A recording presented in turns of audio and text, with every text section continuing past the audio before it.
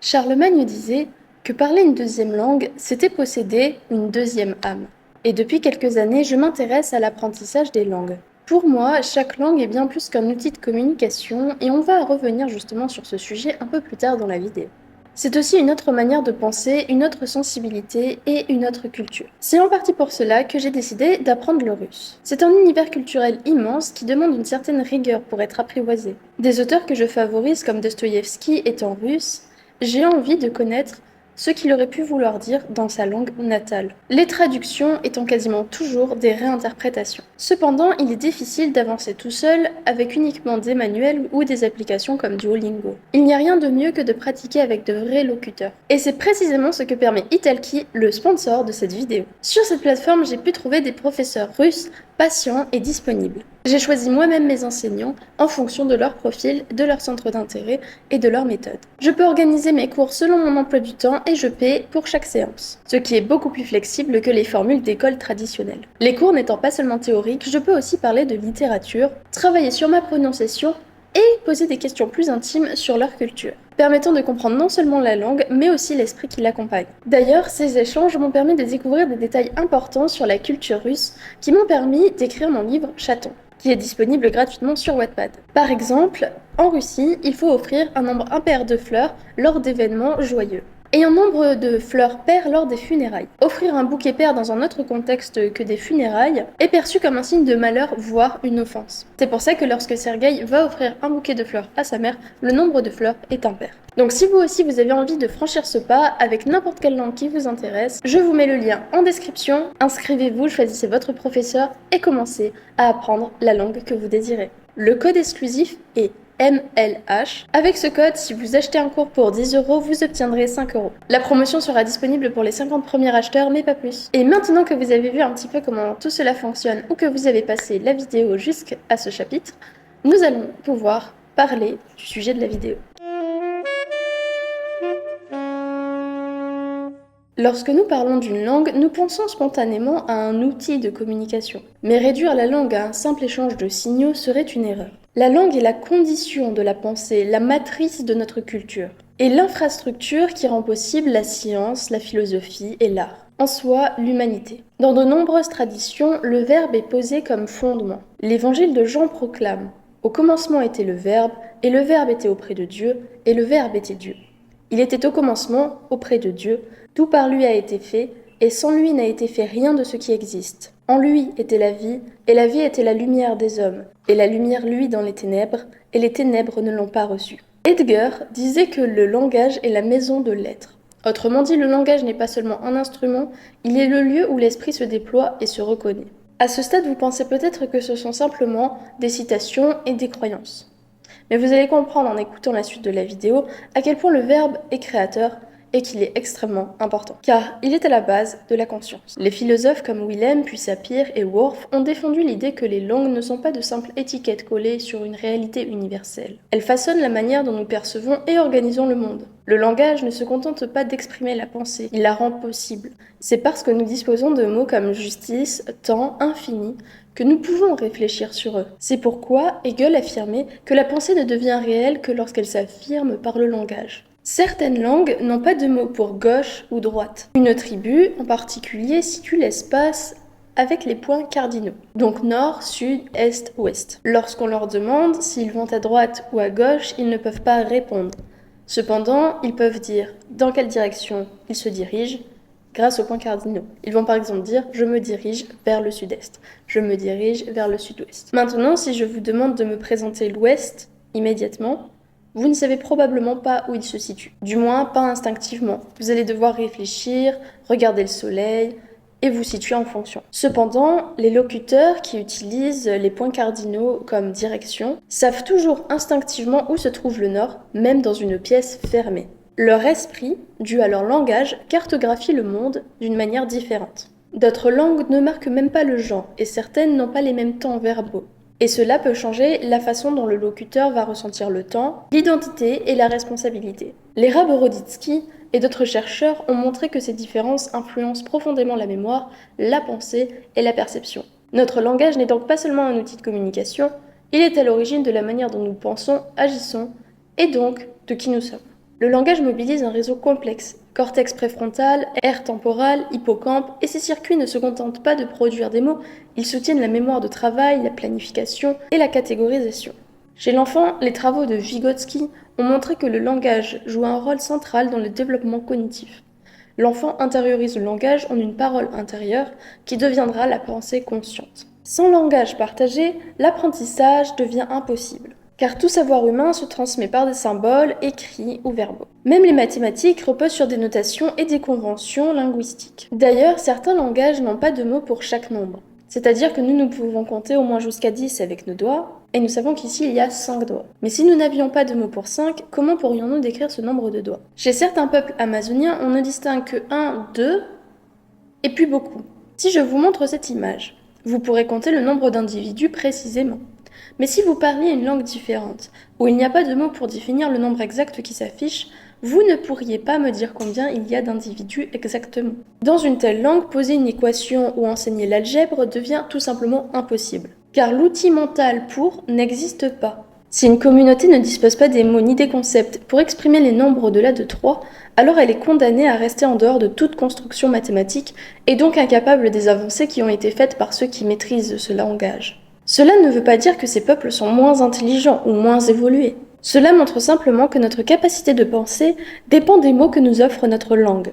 Si vous ne disposez pas du mot ou du symbole, certaines idées ne pourront jamais surgir dans votre esprit. Et cela m'encourage aussi à améliorer mon vocabulaire, puisque même en connaissant une grande majorité des mots d'une langue, certains des mots nous sont peut-être encore inaccessibles, et donc certaines formes de pensée et émotions nous le sont peut-être aussi. Dans le Petit Larousse, il y a environ 60 000 mots en dehors des noms propres. Et le trésor de la langue française, le TLFI, qui est une base savante, compte à peu près 100 000 mots. Si on compte tous les termes techniques, scientifiques, néologismes, régionalismes, argot, etc., certains linguistiques estiment que les Français pourraient dépasser les 250 000 à 300 000 mots. Cependant, un Français connaît entre 3 000 et 5 000 mots. Donc je pense que la langue française est largement sous-estimée et surtout pas utilisée au maximum de son potentiel. D'ailleurs, votre pensée ne pourra pas se développer au maximum de votre potentiel si vous utilisez au quotidien moins de 3 000 mots. Et une personne cultivée n'utilise couramment que 20 000 à 30 000 mots. C'est déjà beaucoup mieux que 3 000 ou 5 000, mais ça reste dérisoire face aux 100 000 qu'il lui serait possible d'utiliser. La plupart des mots et donc pensées qui s'associent à ces mots de notre propre langue nous sont inaccessibles, si nous manquons d'éducation, ou de curiosité tout simplement.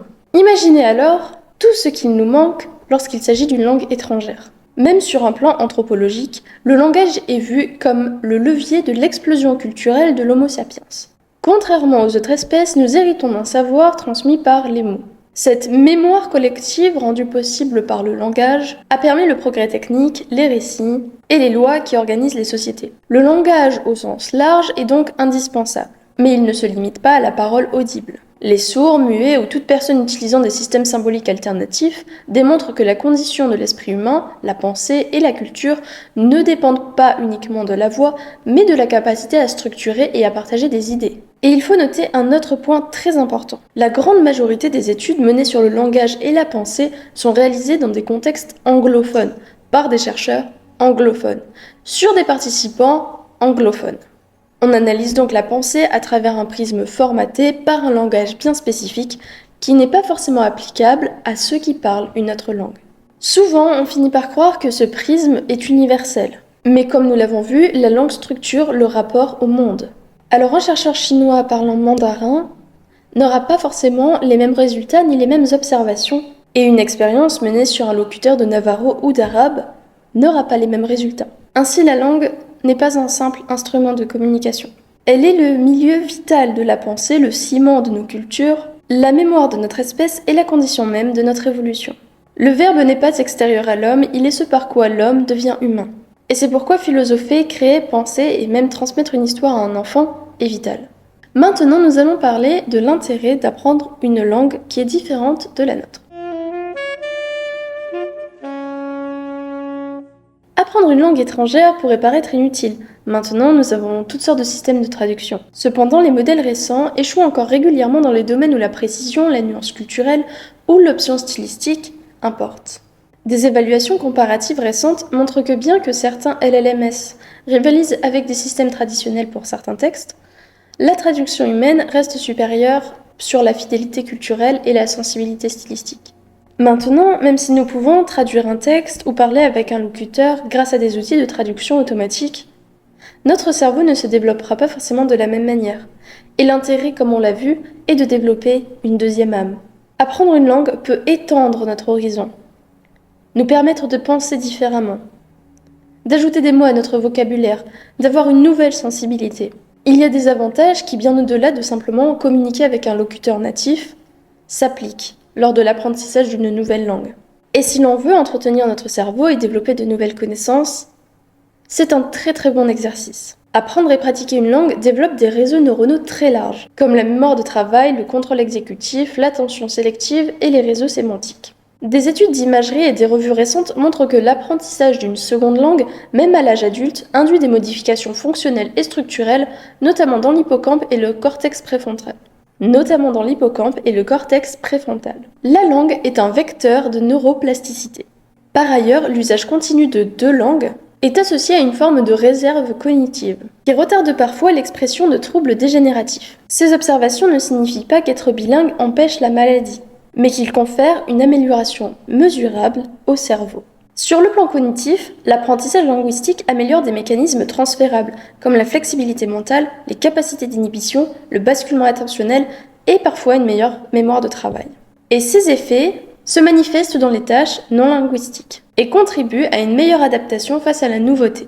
L'apprentissage d'une langue n'est donc pas simplement utilitaire. Il entraîne des commandements cognitifs qui servent dans de multiples contextes intellectuels. Et sur le plan psychologique, étudier une langue modifie notre rapport à l'autre. Apprendre une autre langue peut améliorer notre empathie, et des études en psychologie sociale montrent que le fait de penser dans une seconde langue peut réduire les biais affectifs dans certains contextes et élargir nos cadres moraux. Autrement dit, la langue façonne des postures mentales et elle influe sur la manière dont nous ressentons et pensons. Apprendre une langue, c'est donc acquérir de nouveaux outils conceptuels, qui autorisent des distinctions et des nuances que nous n'aurions pas trouvées dans notre propre langue. Cela a d'évidentes conséquences pour l'écrivain, le chercheur, le chanteur ou l'artiste. En conclusion, l'existence de traducteurs automatiques, même très performants, n'annule pas la valeur de l'apprentissage d'une nouvelle langue. L'IA abaisse la barrière d'accès à l'information, mais n'annule ni la plasticité cérébrale que provoque l'apprentissage, ni la richesse culturelle et philosophique qu'entraîne l'apprentissage d'une nouvelle langue. Ce sera tout pour cette vidéo, j'espère qu'elle vous aura plu. Si vous êtes déjà abonné, je vous remercie de tout mon cœur et si ce n'est pas encore le cas, je vous invite à vous abonner.